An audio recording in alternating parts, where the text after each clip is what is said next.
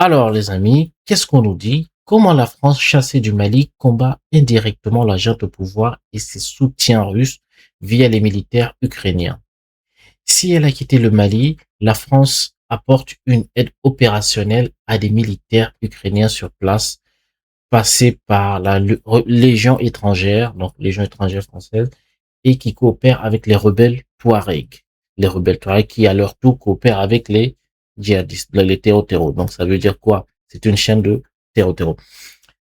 Déjà, c'est une affirmation directe de l'article. Donc, je continue rapidement.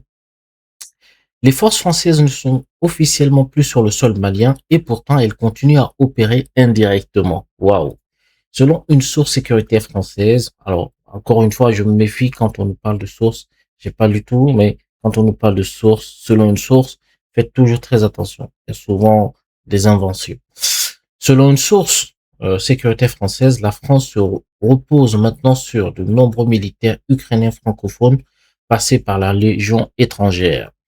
Des unités du renseignement militaire ukrainien, le GRUD, opèrent ainsi au Mali en coordination avec les rebelles Touaregs, lesquels ont débuté il y a 2 semaines une conquête de plusieurs villes grâce à une alliance avec des djihadistes. Donc, 0 fois 1, c'est 0, 0 fois 1000, c'est 0. Donc, ça veut dire quoi?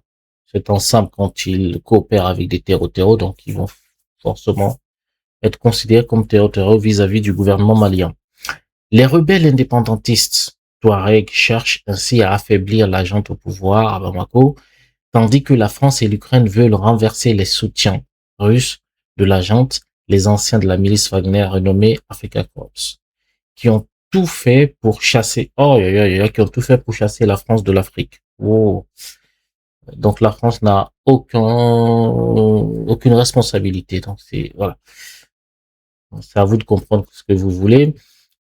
Un partage d'intérêts alors même que les rebelles Touaregs ont une ancienne relation avec les services de renseignement français au Sahel. Alors, un peu plus loin dans l'article, qu'est-ce qu'on nous dit? Je vais sauter ces parties-là, c'est pas très intéressant. Non, pardon, cet article. Ce n'est pas la première fois qu'il est question d'une alliance franco-ukrainienne sur ce plan. En début d'année dernière, les services de renseignement ukrainiens avaient proposé aux autorités françaises un plan détaillé pour déloger les juntes de la région sahélienne et ainsi faire reculer l'ennemi russe.